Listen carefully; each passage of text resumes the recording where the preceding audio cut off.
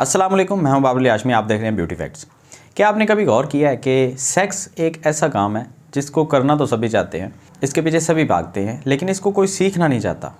आप गौर करके देखें, कोई बेटी अपनी माँ से सेक्स के मुतल्लिक सवाल नहीं करती, कोई बहन अपनी बड़ी बहन से इसके बारे में सीखना नहीं चाहती, कोई लड़का अपने बड़े भाई से या अपने बाप से इसको सीखना नहीं चाहता। तो हमारे जो सिखाने वाले हैं वो हमारे अमूमन दोस्त होते हैं और उनको खुद नहीं पता होता, क्योंकि उन्होंने खुद भी अपने दोस्तों से सीखा होता है। ना तो किसी डॉक्टर से मशवरा किया होता है, ना ही किसी किताब में इस चीज़ के बारे में पढ़ा होता है, और ना ही अपने पेरेंट्स से इसके बारे में कोई हेल्प ली होती है।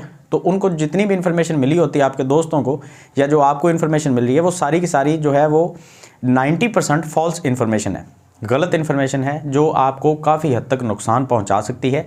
क्योंकि अगर आपने कुछ चीज़ों का सिलेक्शन गलत कर लिया, जैसे कि मैं मिसाल के तौर पे कंडम की अगर बात करते हैं, ये कंडम पाकिस्तान में आमतौर पे इस्तेमाल किए जाते हैं।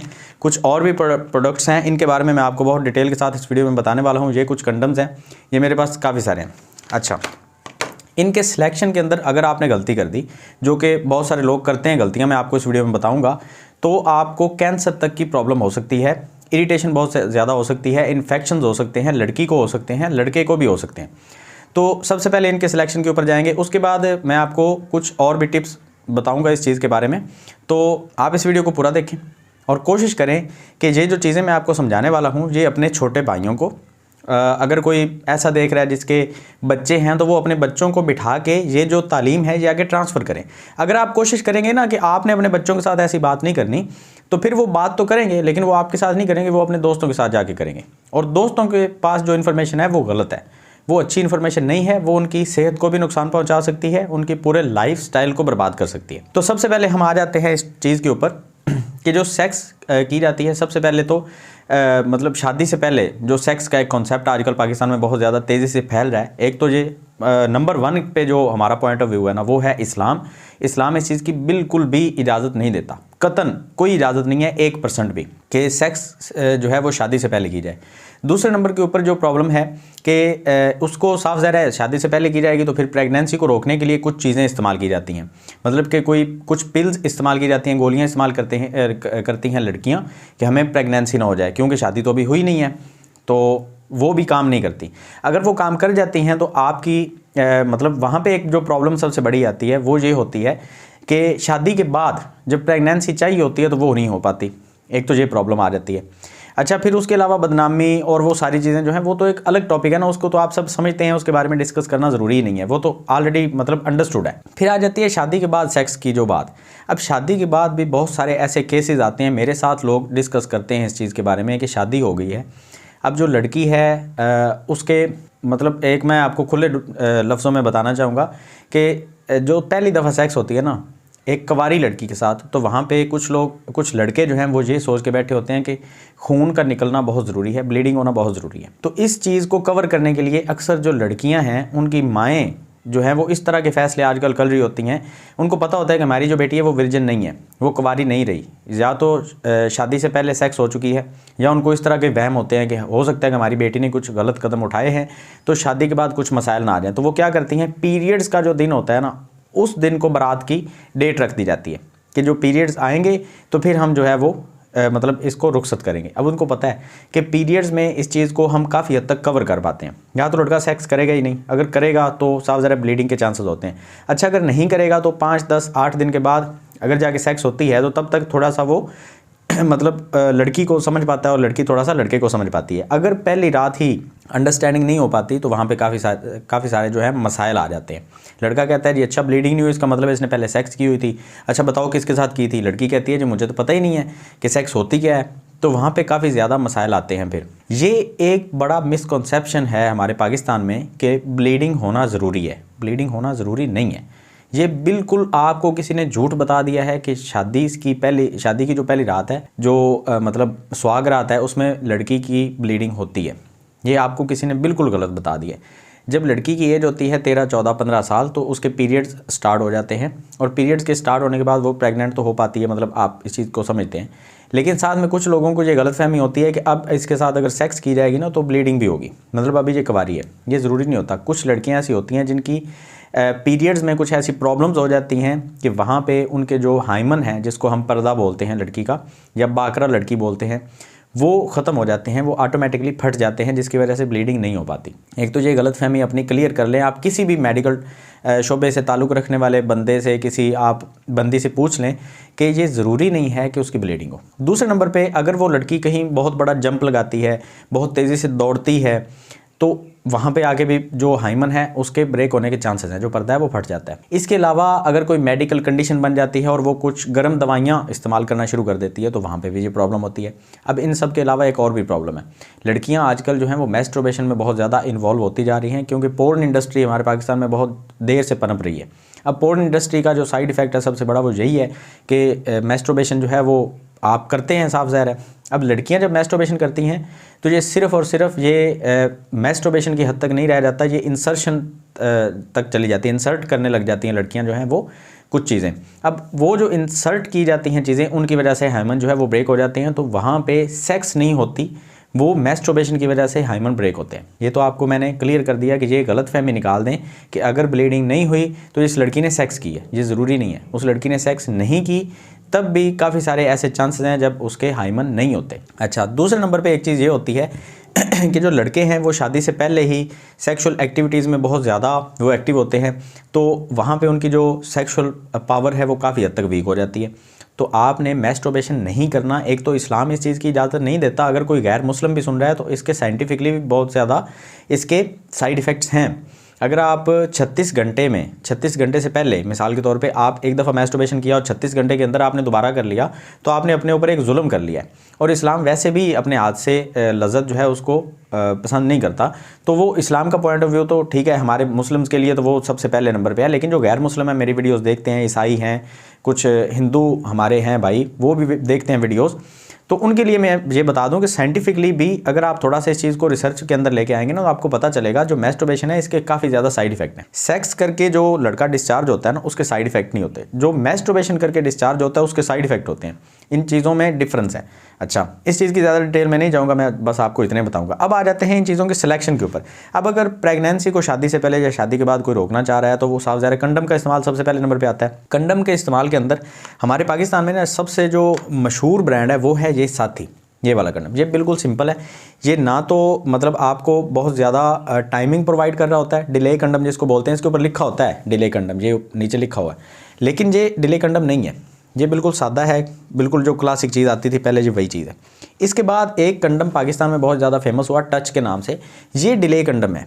इसको अगर आप यूज़ करते हैं तो आपकी जो टाइमिंग है वो इंक्रीज़ हो जाती है। जब तक आप ये कंडम नहीं उतारते आप डिस्चार्ज नहीं होते। तो एक तो ये मैं आपको पहले समझा लूँ ना, ये मेरे पास पड़ी क्या चीज़ें हैं। एक है ये जोश, ये एक क्लासिक कंडम है जो पहले चल रहे थे, वही कंडम है। उसके बाद एक आ जाता है ये डिले कंडम जोश के अंदर, और एक है ये फ्लेवर्ड कंडम। यहाँ पे आगे एक प्रॉब्लम बन जाती है, वो मैं आपको अभी बताता हूँ। एक है ये स्प्रे मैं आपको निकाल के दिखा देता हूँ। ये स्प्रे भी डिले के लिए होते हैं कि आप जब सेक्स करते हैं तो ये स्प्रे अगर आप मतलब लड़का अगर यूज़ करता है, कैसे करना है वो बताने की ज़रूरत नहीं है। अगर ये स्प्रे लड़का यूज़ करता है तो वहाँ पे क्या होता है कि जब तक मतलब वो नहीं चाहेगा वो डिस्चार्ज नहीं होगा। तकरीबन कोई 15-20 मिनट उसकी टाइमिंग जो है वो इंक्रीज़ हो जाती है। तो 15-20 मिनट बहुत ज़्यादा टाइमिंग होती है सेक्स के लिए। अच्छा, ये सारी जो चीज़ें मैंने आपको दिखाई हैं, इनमें जो सेफ़ चीज़ है ना, सबसे ज़्यादा सेफ़ चीज़ वो है ये साथी। ये एक सेफ़ चीज़ है, इसके साइड इफ़ेक्ट नहीं है। इसके ऊपर जो लुब्रिकेंट इस्तेमाल किया जाता है वो सेफ़ होता है, स्किन के साथ वो फ्रेंडली होता है, आपकी स्किन को उसके साथ कोई इरिटेशन नहीं होगी, कोई इन्फेक्शन नहीं होगा। अब यहाँ पे दूसरी जो चीज़ आती है ना, ये डिले कंडम, इसके ऊपर कुछ केमिकल्स ऐसे इस्तेमाल किए जाते हैं जो लड़के को नुकसान दे सकते हैं। वो लड़की तक नहीं ट्रांसफ़र होते, वो सिर्फ लड़के की हद तक रह जाते हैं। अब जब आप ये कंडम उतार देते हैं उसके बाद अगर आप इंसर्ट करते हैं और वो जो इंसर्शन है वहाँ पर प्रॉब्लम होगी, क्योंकि इस कंडम के ऊपर जो केमिकल्स लगे हुए हैं डिले के लिए, वो केमिकल अब लड़के के जिस्म के ऊपर तो लग गए। अब आपने क्या किया, आपने कंडम उतार दिया और अब दोबारा से आपने सेक्स करना स्टार्ट कर दी विदाउट वाश। अगर आप वाश नहीं करते अपने जिस्म को और आप वैसे ही सेक्स को स्टार्ट कर देते हैं तो वहाँ पे एक प्रॉब्लम आती ही है कि लड़की के अंदर इन्फेक्शन होने के चांसेस बढ़ जाते हैं। लड़के में भी हो सकता है और लड़की में भी। तो कोशिश करें कि अगर आप ये डिले कंडम इस्तेमाल कर रहे हैं, वैसे तो नहीं करने चाहिए बिल्कुल भी, जो आपकी नेचुरल टाइमिंग है वो बहुत होती है, आप उसको आर्टिफिशली इंक्रीज़ ना करने की कोशिश किया करें। अगर आप ये करते भी हैं तो जब आप ये उतार देते हैं तो विदाउट वाश आप दोबारा से सेक्स को स्टार्ट मत किया करें। अब यहाँ पे ये जो डिले कंडम है, जैसे मैंने आपको ये जोश का कंडम दिखाया, ये भी डिले कंडम है, ये भी डिले है। इसके ऊपर लिखा होता है, ये नीचे ना आपको लिखा हुआ मिल जाएगा, ये देखें, ये ऊपर लिखा हुआ ना जोश और नीचे ये डिले लिखा हुआ है। जिस कंडम के ऊपर भी डिले लिखा होगा उसके अंदर वो केमिकल इस्तेमाल हुआ होगा जो केमिकल इस स्प्रे के अंदर है इस्तेमाल होता है। अब ये स्प्रे क्या करता है, ये आपके उस ख़ास हिस्से को बिल्कुल सुन्न कर देता है। आप उसको टच करेंगे बिल्कुल फील नहीं होगा कि आपको कुछ। अच्छा, एक चीज़ ये भी है कि अगर आपको फीलिंग ही नहीं आ रही तो सेक्स करके क्या करेंगे? मतलब कोई लड़की के साथ कोई आपको दुश्मनी तो नहीं है कि सिर्फ उसी को ही आपने तंग करना है या उसको आपने बहुत ज़्यादा कोई तकलीफ़ें देनी है, वो तो कोई हमारी मतलब ये कोशिश तो नहीं ना होती। सेक्स का जो मेन मकसद है वो है सेटिस्फाई करना, खुद को रिलैक्स करना। अगर ये आप स्प्रे यूज़ करते हैं या डिले कंडम आप यूज़ करते हैं तो आपका वो हिस्सा ही बिल्कुल सुन्न हो जाता है, बिल्कुल बेहिस हो जाता है, तो सेक्स की कोई फीलिंग आपको आती ही नहीं है। तो ये चीज़ें इस्तेमाल करने का कोई मकसद ही नहीं रह जाता। अच्छा, उसके बाद जो ये चीज़ आती है ना, ये फ्लेवर्ड कंडम। अब ये मैंगो फ्लेवर है। आप कहेंगे भाई फ्लेवर तो खाने वाली चीज़ों के होते हैं, तो यहाँ पे ये फ्लेवर का क्या मतलब है? अब इस चीज़ के बारे में बहुत सारे लोग जो नहीं जानते वो मैं आपको बताने वाला हूँ। जो स्टार्ट में मैंने बताया था, फ्लेवर कंडम इस्तेमाल किए जाते हैं ओरल सेक्स के लिए, जो हमारे इस्लाम में बिल्कुल हराम करार दी गई है। काफ़ी सारे उलमा के इसके ऊपर फतवा आ चुका है। कुछ उलमा जो इसके ऊपर हैं वो थोड़ा सा सॉफ्ट कॉर्नर रखते हैं, वो कहते हैं नहीं जी, जो लड़की है वो आपकी खेती, आप जो मर्ज़ी करें। लेकिन जो मोस्टली उलमा हैं वो यही कहते हैं कि आप जो है वो ओरल सेक्स नहीं कर सकते। ओरल सेक्स का मतलब है अपने मुंह से लड़की को सेटिस्फाई करना या लड़की अपने मुंह से लड़के को सेटिस्फाई करेगी। ये जो सेक्स का तरीका है ना, इसको बोलते हैं ओरल सेक्स। अब ये फ्लेवर्ड कंडम है, लड़का इस्तेमाल करेगा, तो अगर लड़की ओरल सेक्स करना चाहती है तो वो फ्लेवर्ड कंडम इस्तेमाल करवाते हैं लड़के कि हम फ्लेवर्ड कंडम इस्तेमाल करेंगे तो मुंह से हमें सेटिस्फाई करो। अब सबसे पहले तो इस्लाम के पॉइंट ऑफ व्यू से देखें तो ये चीज़ वैसे ही हराम है। दूसरे नंबर पे ये कंडम आप अगर लड़की मिसाल के तौर पे ओरल सेक्स कर रही है तो साइड इफ़ेक्ट नहीं होंगे, ये मैं आपको बता दूँ, साइड इफ़ेक्ट नहीं होंगे।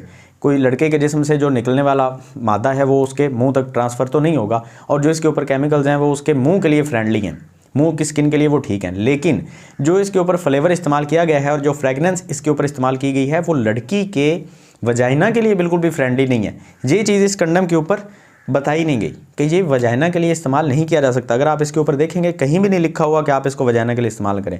इसके ऊपर लिखा हुआ है कि आप इसको मतलब ओरल सेक्स के लिए भी इस्तेमाल कर सकते हैं, आप इसको वजाइना सेक्स के लिए भी इस्तेमाल कर सकते हैं। तो लड़की का जो वजाइना है वो अंदर बहुत सेंसिटिव एरिया होता है। अगर ये कंडम इस्तेमाल करके लड़का सेक्स करना शुरू कर देता है, ओरल सेक्स के बाद वो मतलब दूसरी सेक्स करना शुरू कर देता है वजाइना के लिए, तो बहुत ज़्यादा साइड इफ़ेक्ट आ सकते हैं, इन्फेक्शन हो सकता है। और ये चीज़ मैं एम ही नहीं कह रहा, अगर आप WebMD वेबसाइट जो इंटरनेशनल वेबसाइट है, अमेरिका की तरफ से बनाई गई है हेल्थ के लिए, उसके ऊपर अगर आप इसकी रिसर्च करेंगे आपको पता चलेगा। और भी काफ़ी हेल्थ लाइन एक वेबसाइट है, उसके ऊपर आप रिसर्च कर सकते हैं, और भी काफ़ी सारी हैं। तो आपको गूगल के ऊपर सर्च करने से पता चलेगा जो फ्लेवर्ड कंडम है वो कभी भी इस्तेमाल करके आप सेक्स नहीं कर सकते, वो ओरल सेक्स के लिए होते हैं, जो हमारे इस्लाम में बिल्कुल हराम है। जो गैर मुस्लिम है वो करते रहें, हमें उनसे कोई मतलब नहीं है, वो करते हैं तो अपनी मर्ज़ी से करें, लेकिन फिर भी साइंटिफिकली भी इसको प्रूव किया गया है कि उसके साइड इफ़ेक्ट्स होते हैं। लेकिन अगर आप ये कंडम यूज़ करते हैं तो ओरल सेक्स के साइड इफ़ेक्ट लड़की को नहीं होंगे तब तक जब तक वजाइनल सेक्स नहीं होगी। तो आई थिंक कि मैंने जितनी भी चीज़ें आपके साथ शेयर की हैं ये सारी चीज़ें शायद आपको पहले नहीं पता होंगी, और कुछ चीज़ें आपको पता होंगी तो उनके अलावा भी काफ़ी सारे आपको वहाँ पे नॉलेज जो है वो मिल गया होगा। तो सेक्स के रिलेटेड जो बात है अपने बच्चों को पहुँचाया करें, उनको समझाया करें बिठा के। इसमें शर्म करने वाली कोई बात नहीं होती, क्योंकि ये हमारे मुआशरे का एक सबसे डोमिनेंट पहलू है। हमने इसको फॉलो तो किया हुआ है लेकिन उसको समझे बिना। अगर कोई बाइक चलाना सीखता है तो तब जाके वो सही से बाइक चला पाता है। अगर किसी ने गाड़ी चलानी है तो उसको पहले सीखनी पड़ेगी। ऐसा नहीं है कि किसी ने गाड़ी चलानी है और आप उसको मर्सिडीज़ पे बिठा दें और उसको गाड़ी चलाना नहीं आती तो वो आपका नुकसान करेगा। उसी तरह से अगर कोई सेक्स का फॉलोअर है, अगर कोई सेक्स करना चाह रहा है, किसी की शादी हो रही है, तो पहले उसको प्रॉपरली समझना पड़ेगा कि सेक्स चीज़ क्या होती है, इसके किस किस चीज़ के साइड इफ़ेक्ट्स हैं, कौन कौन सी चीज़ें जो हैं वो सेफ़ हैं। तो ये सारी चीज़ें जो हैं इनका ख्याल रखा करें और ख़ुद को हेल्दी रखने के लिए कोशिश करें कि आपकी डाइट हेल्दी हो। अब सेक्स के ऊपर एक मैं और वीडियो लेके आऊँगा, ये वीडियो काफ़ी ज़्यादा लंबी हो चुकी है, एक और वीडियो लेके आऊँगा, उसमें मैं आपको डाइट के मतलब बताऊँगा या साथ में कुछ चंद चीज़ें और बताऊँगा जो लड़का इस्तेमाल करके अपनी टाइमिंग को नेचुरली इंक्रीज़ कर सकता है विदाउट साइड इफ़ेक्ट। तो उस वीडियो को देखने के लिए मेरे चैनल को सब्सक्राइब करें। अगर आपको ये वीडियो अच्छी लगी तो उसको लाइक करें, शेयर करें अपने दोस्तों भाइयों बहनों के साथ, ताकि इन चीज़ों से वो भी आगाह हो सकें।